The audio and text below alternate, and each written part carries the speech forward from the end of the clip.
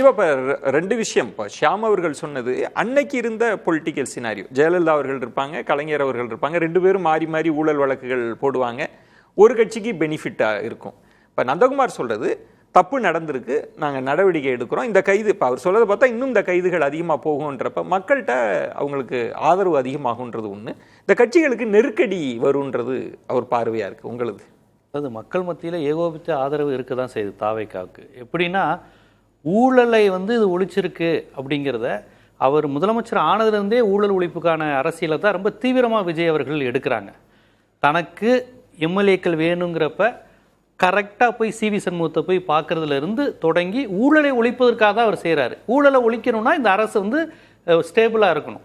ஸ்டேபிளாக இருக்கணும்னா அதுக்கு எம்எல்ஏக்கள் வேணும். எம்எல்ஏக்கள் வேணும்னா அதுக்கு செய்ய வேண்டியதை செஞ்சு தான் ஆகணும். ஸோ ஊழலை ஒழிப்பதற்காகவே ஒரு விசேஷமாக ஒரு ஊழல் செய்கிறார். இப்போ நம்ம சினிமா படங்களை பார்த்தீங்கன்னா கொள்ளையடிப்பாங்க, திருடுவாங்க. எதுக்குன்னு கேட்டால் நான் நாட்டுக்கு நல்லதுக்காண்டி தான் செய்கிறேன் அப்படிங்குவாங்க. ராபின்ஹுட் மாதிரி. அந்த மாதிரி அவர் செஞ்சுக்கிட்டு இருக்கிறார். அந்த ஊழல் ஒழிப்பு அரசியலை நம்ம புரிஞ்சுக்கணும். இதை தயவு செய்து கலைஞரோடையோ ஜெயலலிதாவுடையோ பக்தவச்சலத்தோடையோ காமராஜருடையோ ஒப்பிடவே முடியாது. இது அதி அற்புதமான ஊழல் ஒழிப்பு அரசு.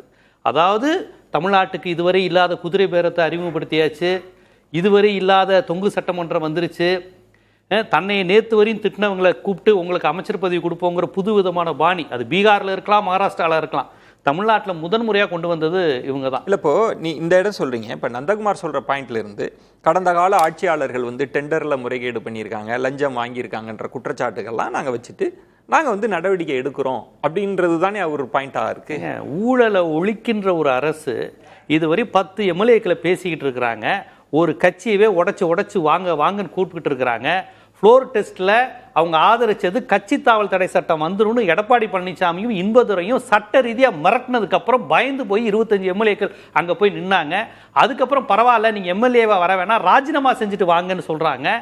இதையெல்லாம் மக்கள் பார்த்துட்டு இவருடைய அரசினுடைய ஊழலற்ற தன்மையை பார்த்து இந்த ஊழல் அமைச்சர்கள்லாம் வராங்களா, முன்னாள் ஊழல் அமைச்சர்கள் இவங்க விஜயை ஆதரிக்கின்ற வேலுமணியா இருக்கட்டும், சிவி சண்முகா இருக்கட்டும், எடப்பாடியோட போட்டி போட்டு வெளிவர்றவங்க எல்லாருமே ஊழலற்ற ஆட்சி அமைப்பதற்காக வர்றாங்களா?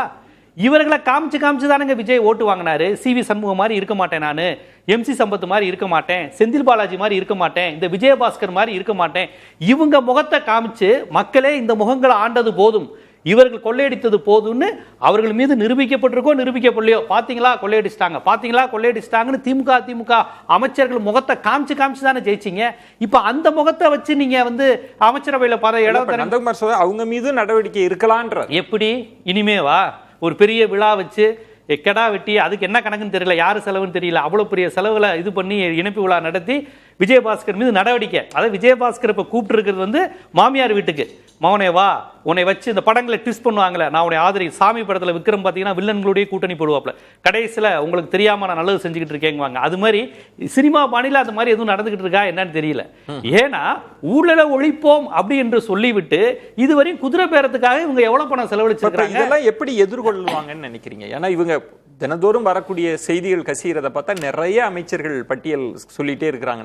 திமுகவுக்கு இது ஒரு பெரிய நெருக்கடியா மாறாதா? திமுகவுக்கு நெருக்கடியா மாறாதுங்க. ஓட்டு போட்ட விஜய்க்கு ஓட்டு போட்ட மக்கள் சிந்திப்பாங்க, இவர் ஊழலை ஒழித்து விடுவார்னு சொன்னோம், கடைசியில் வேலுமணியை கூட்டுக்கிட்டு இருக்காரு, இவர் விஜயபாஸ்கரை கூட்டுக்கிட்டு இருக்காரு. ஏன் செந்தில் பாலாஜி நீங்களே கூட நேற்று மேடையில் கேட்டீங்க, செந்தில் பாலாஜி அங்கே வர்றதுல என்ன தயக்கம் இருக்கு விஜய்க்கு?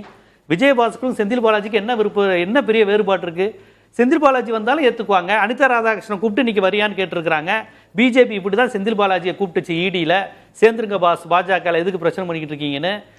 பிஜேபியோட அதிபயங்கரமான வாஷிங் மிஷினால இருக்கு. இது எப்படிங்க ஊழல் ஒழிப்பாகும்? இது பொலிட்டிக்கல் ஸ்டண்ட் தானே, அரசியல் ரீதியா? ஆமா, அரசியல் ரீதியான இதுங்க. ஏங்க குதிரை பேரம் நடத்துறாங்கிறது இந்திய லெவலில் தமிழ்நாட்டை கவனிச்சுக்கிட்டு இருக்கிறாங்க.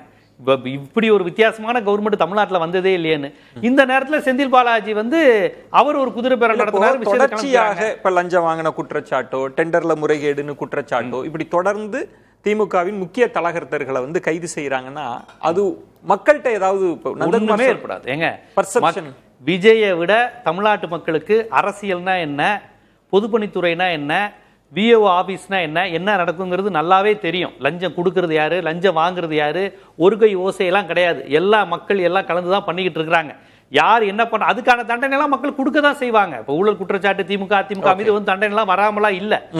இன்னைக்கு விஜய் பண்ணிக்கிட்டு இருக்கிறது ஊழல் ஒழிப்பா? அதுதான் என்னுடைய கேள்வி. இது எப்படி ஊழல் ஒழிப்பா? இது அப்படின்னா இதனோட நோக்கம் தான் என்ன? எதுக்காக இத்தனை பேர் செந்தில் பாலாஜி அவர்களை ஏன் குறி வைக்கிறாங்க?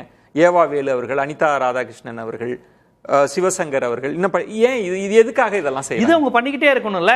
இவங்க எல்லாம் ஊழல்வாதின்னு கை காமிக்கிறதுக்கு முன்னாடி இவங்க யாருங்கிறது உலகத்துக்கே தெரியும்ல. இப்ப அவர் எதற்கு பண்ணிக்கிட்டு இருக்காரு? ஏங்க குதிரை பேர கேஸ் ஆளுநர்கிட்ட சிக்கிருக்குங்க. வைகோ ஓப்பனா வாக்குமூலம் கொடுத்திருக்காரு. இன்றைய முதலமைச்சர் தான் குதிரை பேரம் செய்கிறாருன்னு ஓப்பனா வாக்குமூலம் கொடுத்துட்டு அடுத்த நாள் பல்ட்டி அடிக்கிறாரு. போட்டு விஜய் வந்து டென்ஷன்ல இருப்பார். 1 மணி நேரம் தானே வைகோவை சந்திச்சோம், இவ்வளவு பெரிய பிரச்சனை வந்துருச்சுன்னு. ஆர்எஸ் பாரதி பிடிச்சு ஆளுநர்கிட்ட போயிட்டாரு. இன்பத்துறை வந்து ராஜினாமா செய்வதற்கும் குதிரை பேரத்துக்கும் தொடர்பு இருக்குன்னு உங்களுக்கு சந்திரசூட் கேஸ் மகாராஷ்டிரா வழக்குல இருக்குன்னு எடுத்து இன்பத்துறை எடுத்து பேசிட்டாரு. ஷியாம் அவர்கள் இது ஒரு திசை திருப்பலா? மக்கள் கவனத்தை திசை திருப்புறதுக்கு சட்டம் ஒழுங்கு சீர்கேடு, ஆணவ கொலைன்னு தினைக்கும் நடந்துகிட்டு இருக்கு. இதை பத்தி பேசாம இன்னைக்கு நம்ம அனிதா ராதாகிருஷ்ணன் கைது கொடுத்து பேச வச்சுட்டாங்கல்ல, அது ஒரு திசை திருப்பல் தான்.